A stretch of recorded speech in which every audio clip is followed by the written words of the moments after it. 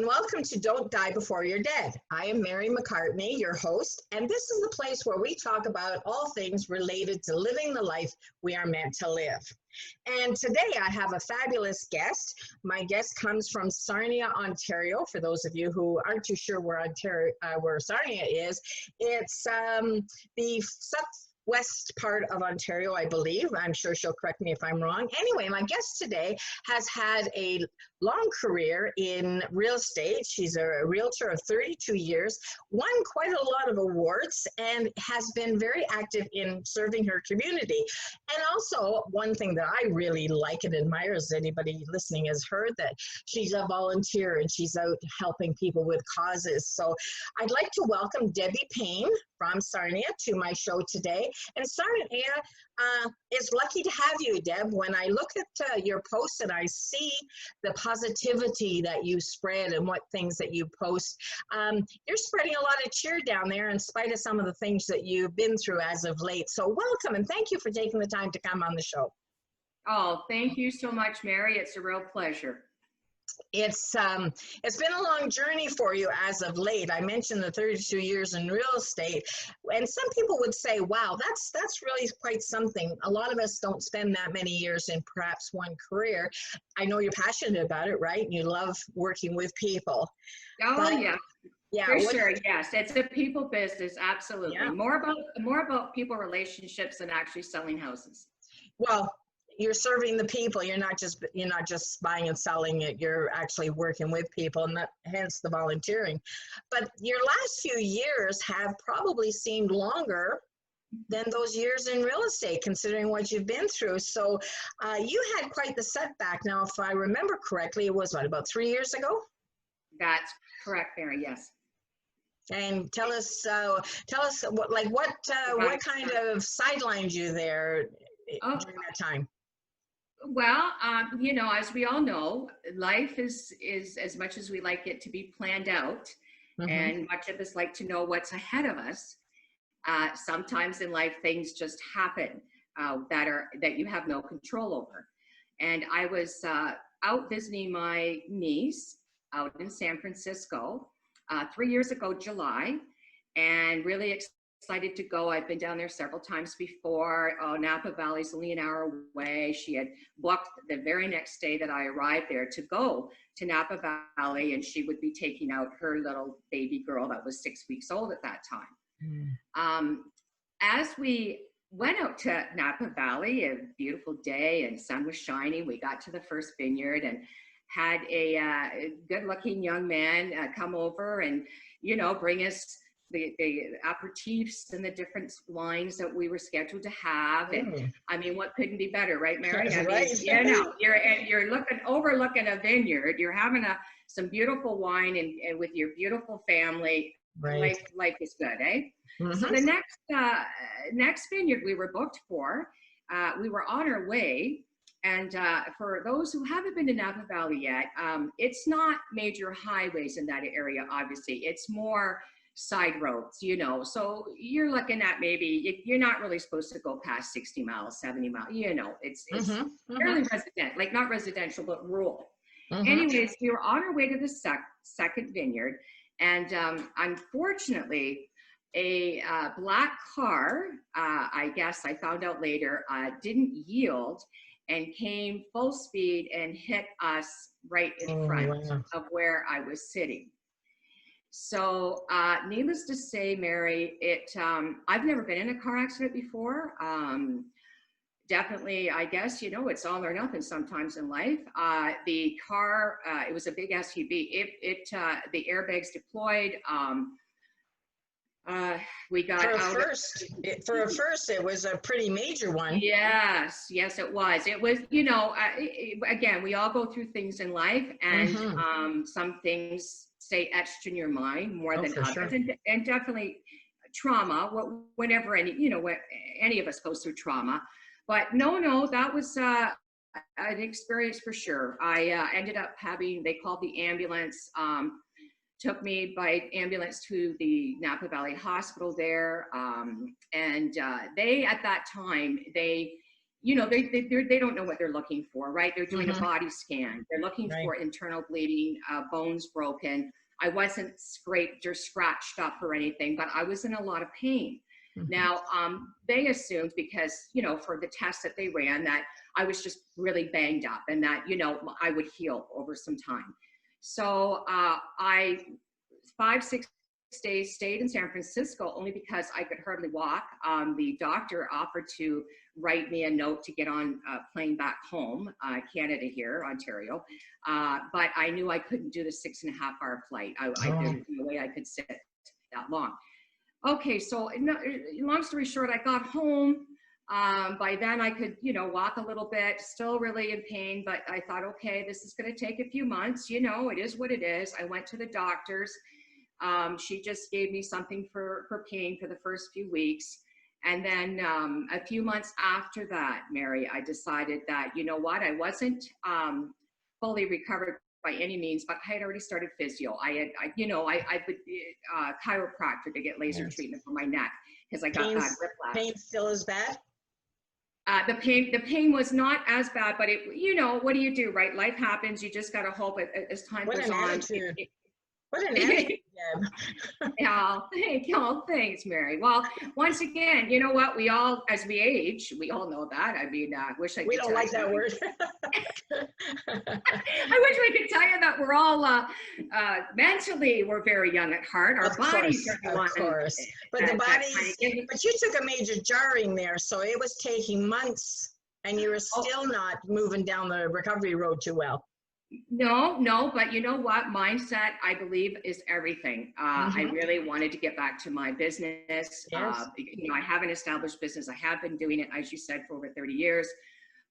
You know, yes, we all need to make money financially, but it was also about wanting to be there for clients. You know, you build up relationships with people, and you just, you know, you don't want to just disappear for 6 months. So I went back. Things were not bad. I was still doing physio every other week, doing all what I could to make myself feel better. And last year, so we're talking now 8 months to a year after the accident, maybe a bit longer, but last year in the spring, I started having more pain, just ever so slightly.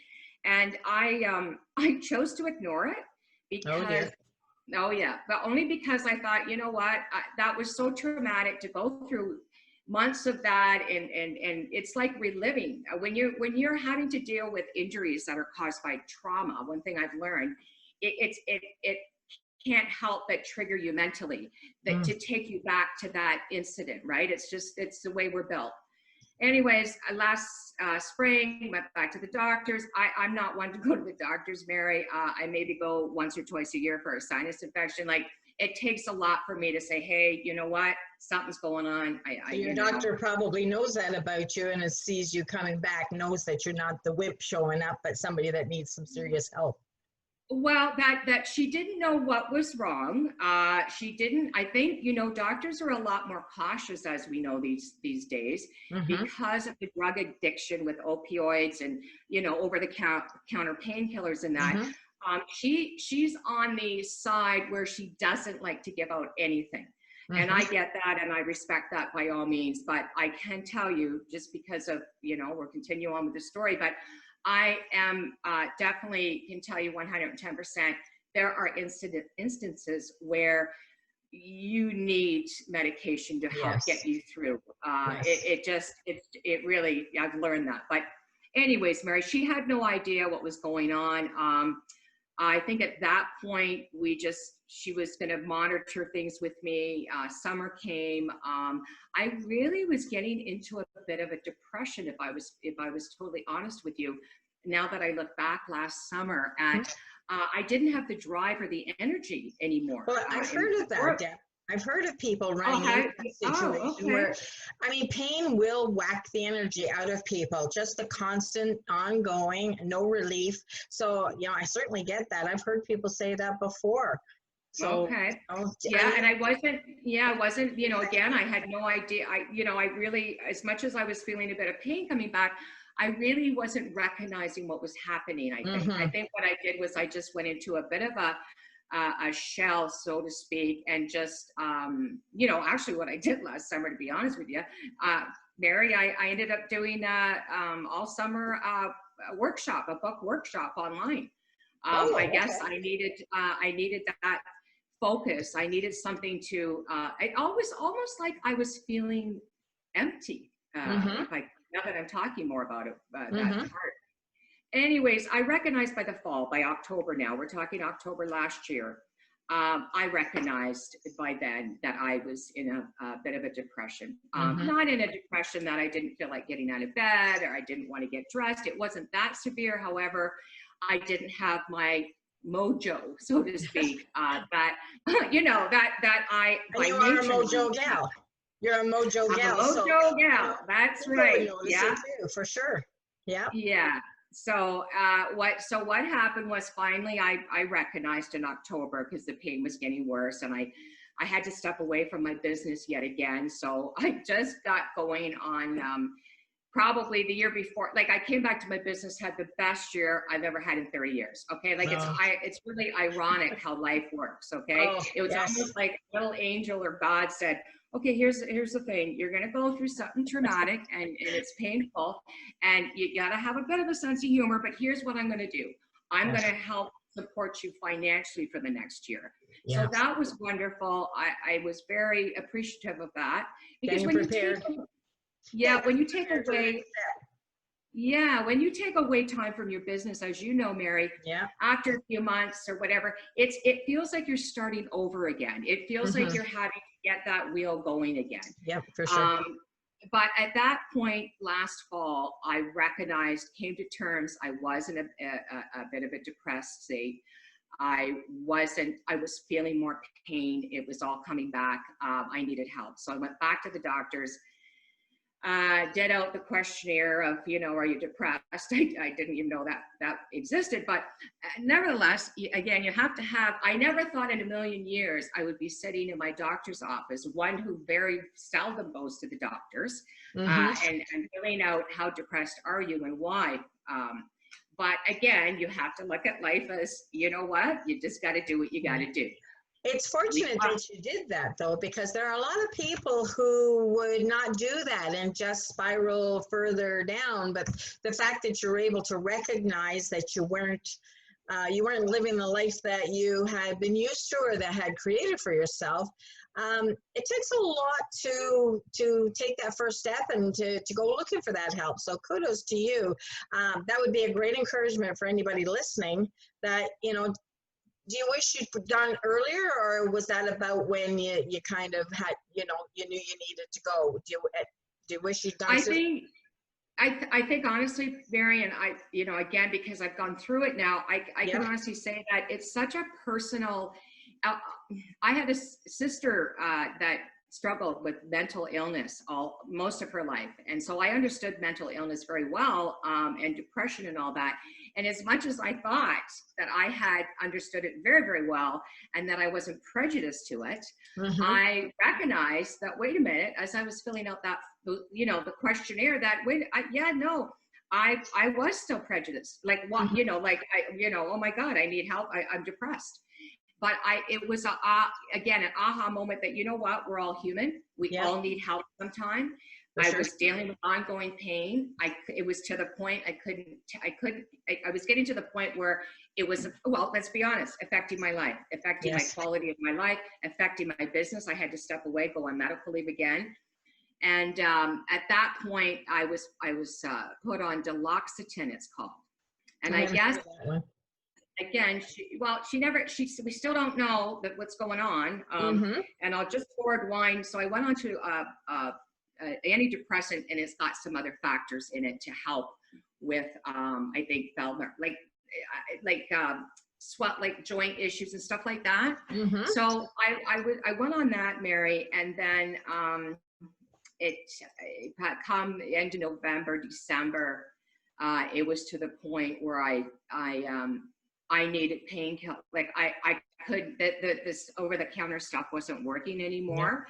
Not that it had been that much, but it was, taken off the edge, so to speak, I guess. Right. So I said to I phoned, it was 2 weeks before Christmas. This is in December now.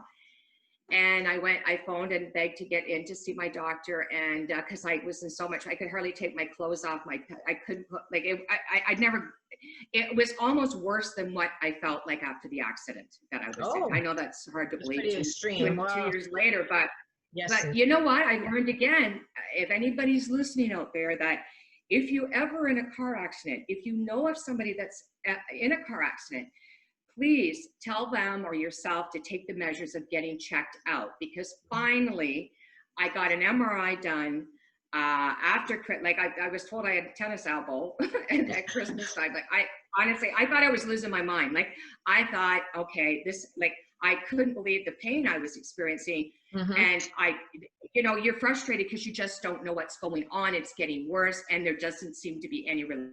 Right. And right? probably I was doing physio. I was doing. Yeah. What's were you that? thinking that this might be life as you know it going forward, that you didn't see any relief on the horizon? I was quite concerned, as my husband was, and my son. I have a son, an adult son, young adult, like he's 23. He's still living at home, going to college and all that. And I feel, looking back, really bad that they had to see me in the state that I had gotten into. I felt like I just became a shell of who I was, simply because, like you already mentioned, Mary, when you live with ongoing pain, and God bless you, the people out there that are living in circumstances that there's no fix, there's no cure, and you're in constant pain. God bless you, because I have gone through it now for almost 3 years. Well, I will continue the story with Mary, but I do know what it feels like. Kudos to you, because there's nothing. You're right, Mary, when you said it depletes your energy, it depletes your enthusiasm for life.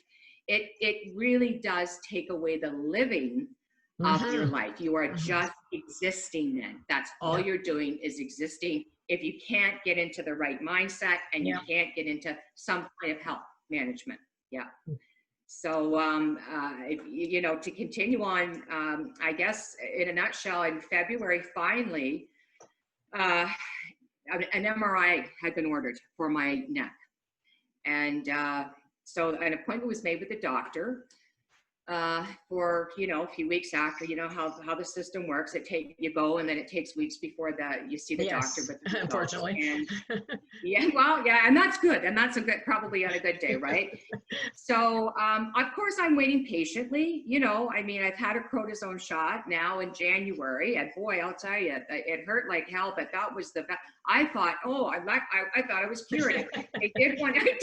They did one in my shoulder because we had done an MRI on my shoulder, because I had all kinds of pain up and down my arm. Oh, so they knew where to go. They thought, well, maybe you've got. So I had I have rib tendon in my shoulder. So we thought maybe that was the culprit of all this, right?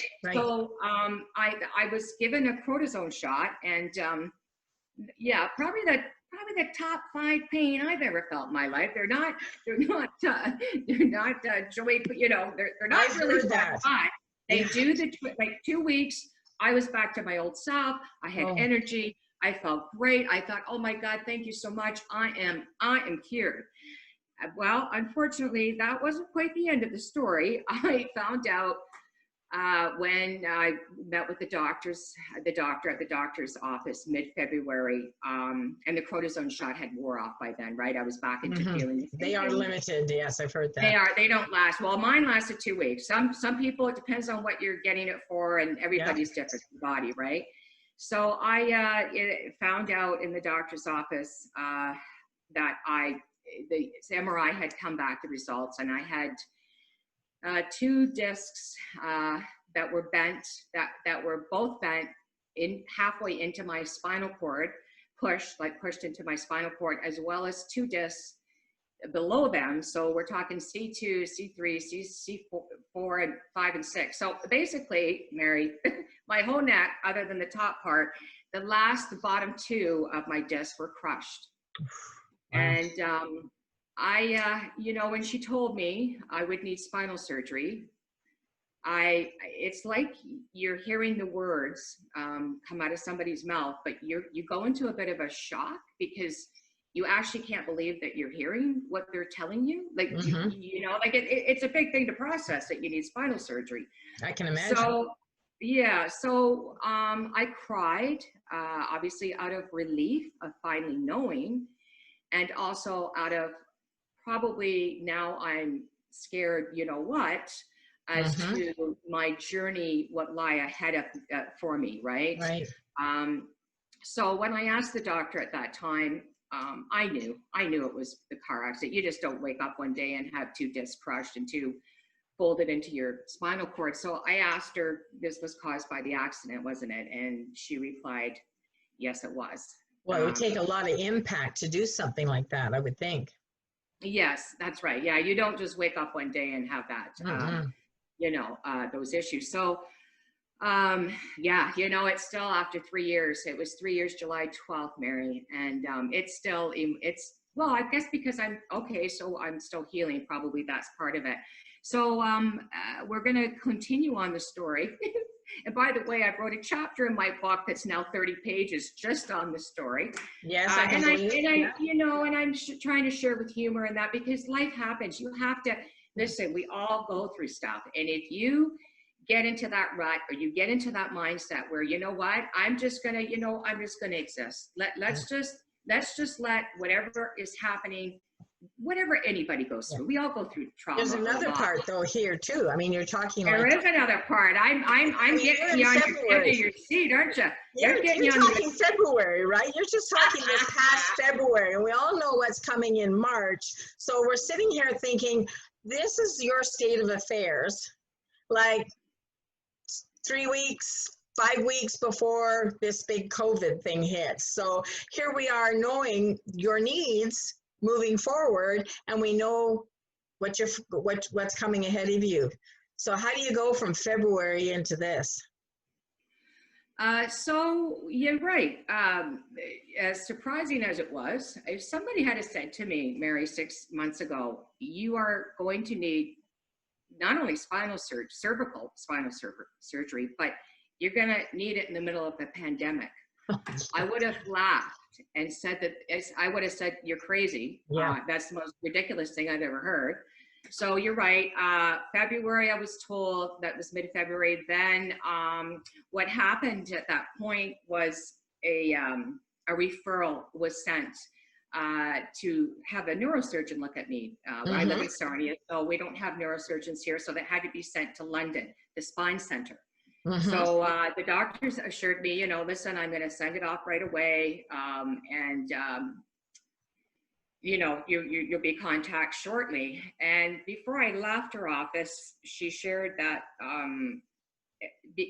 if I woke up and I didn't have any feeling in my legs, like numbness was starting to set in or whatever, or I lost my bladder control or the other, that I should go to emergency right away.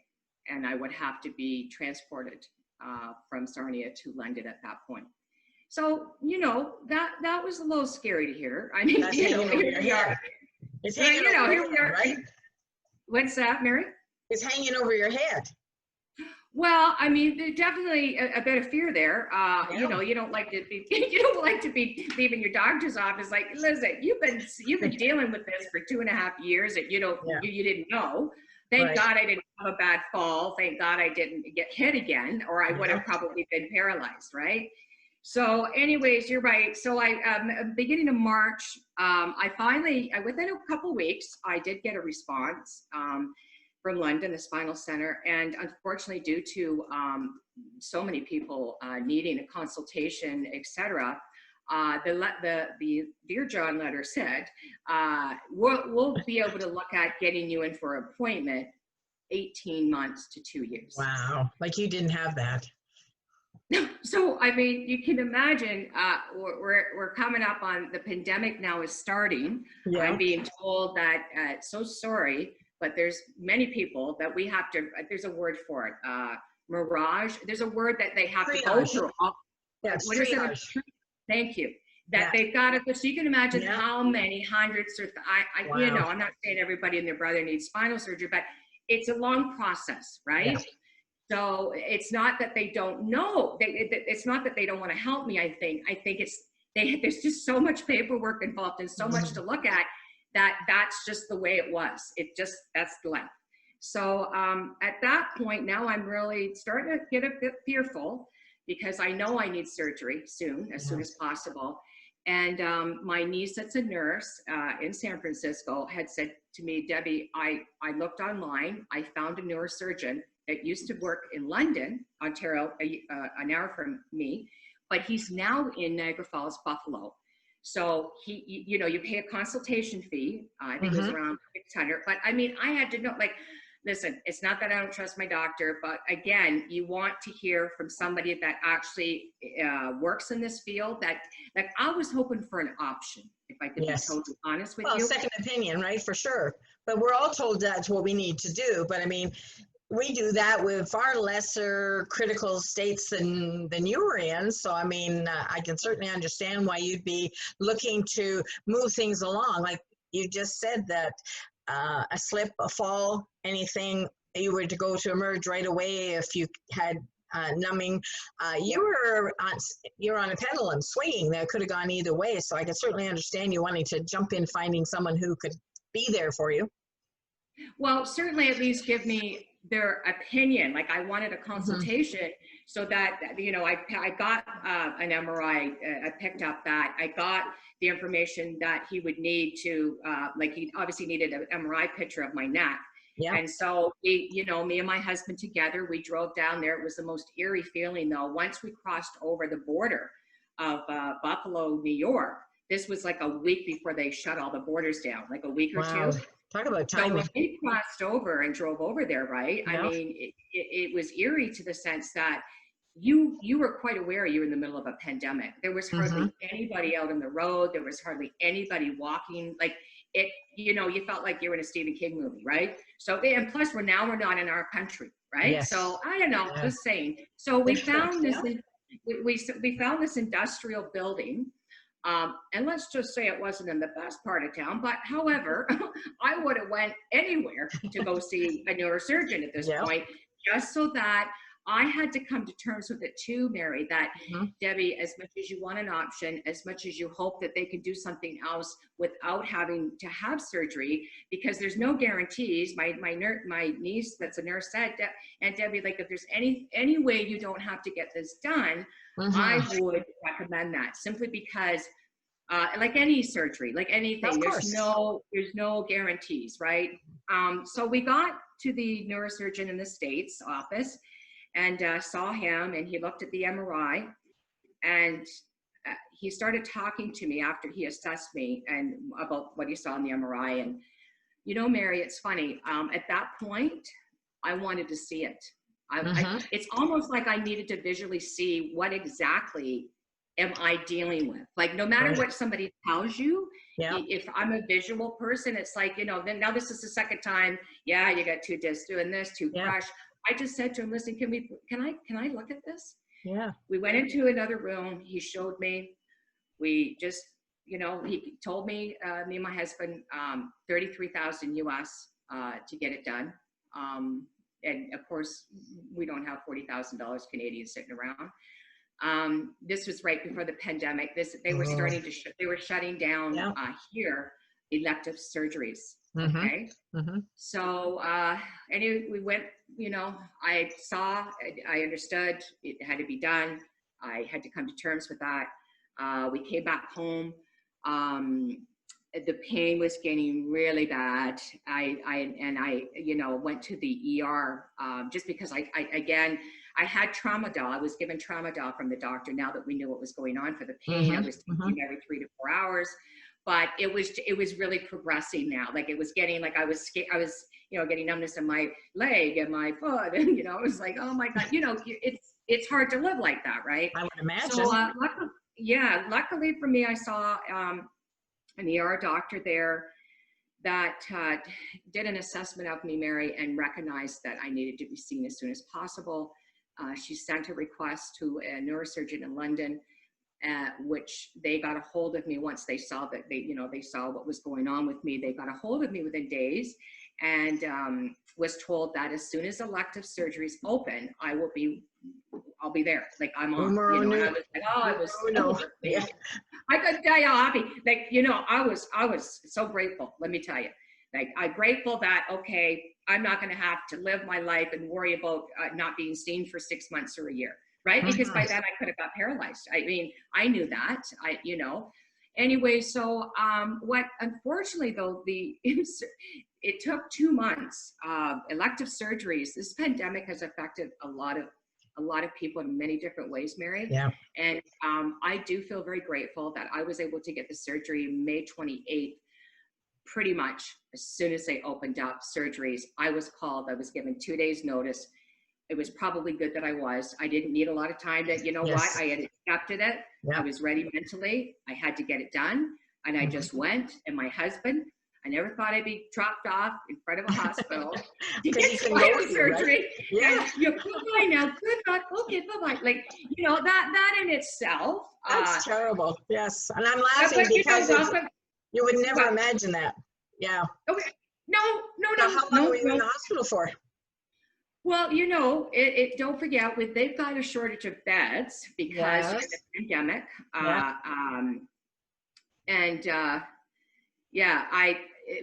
They want you, well, they say 2 to 3 days. It depends on your progress. I really wanted to get, I'm a goer, as you can tell, maybe not, but I I would rather be, I would rather be healing at home. Yeah, my own bed and my own, But I don't know of anybody that would want, I don't know of anybody that would want to be in a hospital during these times unless you absolutely had to. I mean, your options, I mean, you were so happy to be there given your circumstances, but a lot of people didn't go to anywhere near a hospital. So, so you said May 28th? Yes, so here we are, just the beginning of August, and of course we're doing this on a Zoom call, and I can see how great you look. So you've got a new lease on life. Yeah, absolutely. I would say, I thought you would think that it would have been after the car accident, that I would have got that within seconds, your life could be taken. Do you know what I mean? Like, I did to some degree understand that, you really don't know. None of us know how long we're going to be here. We don't. None of us. And so, you would have thought that I would have really, I did, but not the way that this is taught me. No. So I mean, apart from the fact of, I mean, you're talking 3 years last month, and you just had your surgery like barely a month before the 3rd anniversary. But one of the things that, gravitated me towards you was you saying, life is good, life is worth moving forward with, and I'm not going to put things off anymore. So it has impacted your future, your philosophy of life. And so what aren't you putting off anymore? I'm not putting off anymore any goals, dreams, ridiculously stupid things that I might find very entertaining. I'm not putting off anymore for fear of not being able to do something, or fear of failure or rejection, because at the end of the day, we're all here to just enjoy our life to the best of our ability. And look at, I know we all hear it and it sounds so, it really does. I remember, I will admit, even before all this happened, I used to think, oh, look at the small things, appreciate, and you do, but when you do go through something like this, that you recognize how fortunate and grateful you are for just your health and getting that back. And I'm still working on it. I still can't drive, but I'm getting there. Another week. I started physio last week.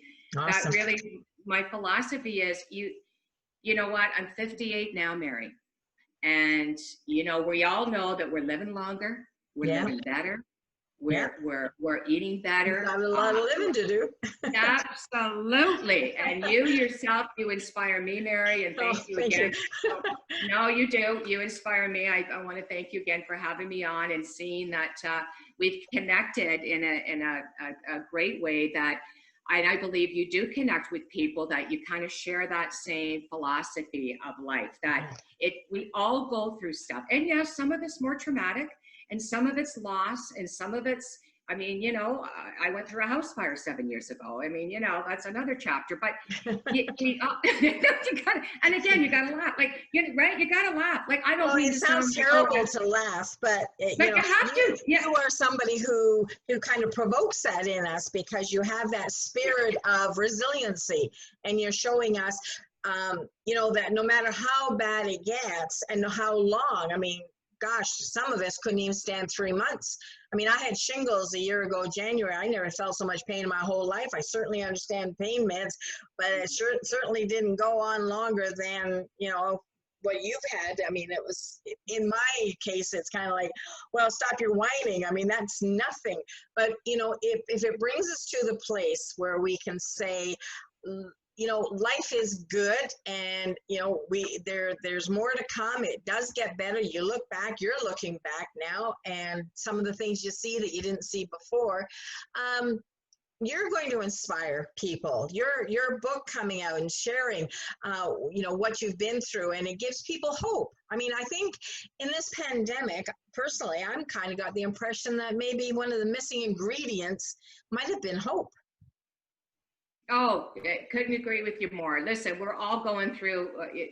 I hope that this is changing a lot of people's outlook on living, especially in the middle of this pandemic, where we're seeing and hearing and witnessing people dying, you know, all over the world, and people getting sick from it and having, you know, reoccurring health consequences because of it. And, you know, if this doesn't wake you up to tell you that, listen, we got today. Yes. Tomorrow's not promised. Yeah. So wake up every day, appreciate whatever it is that brings you joy. Make sure the people that you love them. Like my son, he's 23, you know, if you have a son at all, you know what I mean? They don't want you hugging them. Like today he was home, and now like we've gotten close, and that's another thing I could share. Me, my husband, and my son have all gotten close going through this. You know, yes, I fell apart for a while. Yes, I was not myself because I was in pain, but they stood by me, and and I will always be grateful for that. But I also, because of that, have now a new appreciation of make every day count. Just life, just getting out of bed in the morning. Well, you know, we all go through stuff. We all have to go, you know, none of us are, you know, not going through something at some point. That's living. That's just life. You're going to go through stuff. But I think your attitude and your desire to really live the life that you were meant to live, that's what it's all about. I think that's what I've learned. If I've learned anything, don't put off anymore. Get out there. I'm finishing my book as we speak, Mary. Awesome. And you know, I started this 9 years ago. I can't wait for you to call me and tell me that it's ready. I want to share with our listeners a post that you put on your Facebook page. And Debbie, in a minute, you'll get a chance to tell people where to find you, because you've got a lot of really great attitudes and chutzpah to share with people. People need to hear that. People really need to hear that, because they think nothing's going to happen to them and they can wait. So you posted this: life is not about negative circumstances that happen to you. It's about what you do with the golden opportunities. And that's exactly what you're talking about, is all that you've been through. You don't sound bitter. You're not angry. You're not, you haven't once said anything derogatory about the person that caused the accident, but you have chosen to look at this as golden opportunities for you to understand that, you know, sometimes life gives you bad things, but it's brought you closer together with your loved ones, your family. You're not going to put things off. Your realtor business is there, ready to rock and roll, and the people that love you are still there, and that's really the most important thing in the long run. That's all we have, isn't it? Is each other.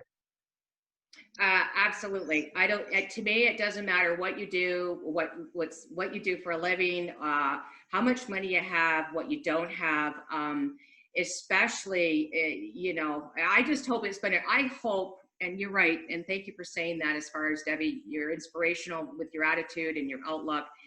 and I really value that. Thank you so much, Mary, for saying that, that if people don't get that living to your fullest every day is so important by now. And I'm not just talking the pandemic, but the pandemic should be an opening for that. Yeah. And people should really start looking at, you know, if you're not happy, change it. Yes. If you want to try something, what are you afraid of? Like, what are you going to do? Wait till you die? Well, when you die, you can't do it anymore. That's and who knows how long do we have our health for? Yeah. If I've learned anything through this, man, I'm a goer. I don't know if you can tell, but I'm a goer. You sound like it. And so this was hard for me to stay home for the last 5-6 months and wait for surgery and then have the surgery and come home and then, couldn't even lay in bed, and they're ordered. I think the neighbors thought I died. They, my husband ordered, you can rent a bed, like you can rent a hospital bed, believe it or not. And so it came and got delivered. It was installed downstairs. 2 days later, I thought, I can't do this. I felt like I was sleeping in a cave. So what I'm saying, and you're right, and you live this way, this is your model of life too. God bless you, because you know what? We need more views, more of me's, I guess, more people to say, let's just try to enjoy life and don't be afraid. If I can share anything, if I can get through this, if I can go to the hospital, not knowing what was going to happen, get through this by myself. I mean, it was a 5.5-hour surgery. Like, I'd never been for surgery in my life. I had my tonsils out when I was 7. So and believe me, people go through worse things than this. This is not a comparison by any means, but wake up today before you don't have it tomorrow anymore. Right. Until you can. Yeah, until you can. I've tried to say to people to do what you can, as long as you can, while you can. Because maybe you can't, like I can't do a marathon, but I couldn't do a marathon when I was 20, so that's no surprise. But, I can't do a marathon, but I bought a bike. I'm going out to do the bicycling. I can walk. Most people can walk, even if it's just a little bit, to get off the couch, get out of the house, do something. I love the fact that you volunteer, Debbie. I think that's fabulous. I love people to take what they know, what they've experienced, and share it with others. And I wish for you that you will look at where you've been, what you've learned, and your outlook, and share that. And I really appreciate you coming on the show, because it needs to be shared. So I'm not going to say don't be a mouse, because I can't for a minute imagine you being a mouse, but make sure that you're out and about and take the opportunity just to share your story and let people know that, like, the possibility was there that you might have not recovered enough to be as mobile as you are. So that could be for any of us at any time. I mean, you certainly were out for a great vacation with your niece and grandniece. No one knows, like you said. So up until that point, we do everything we can while we can. And so spread your message, Deb. I can't wait for your book. I'd like you to tell people where they can find you. Like, I know you're on Facebook and LinkedIn. How do they actually find you? Spell your name for us. Oh, thanks, Mary. It's Debbie, Debbie, and last name's Payne, a good one. It's Payne.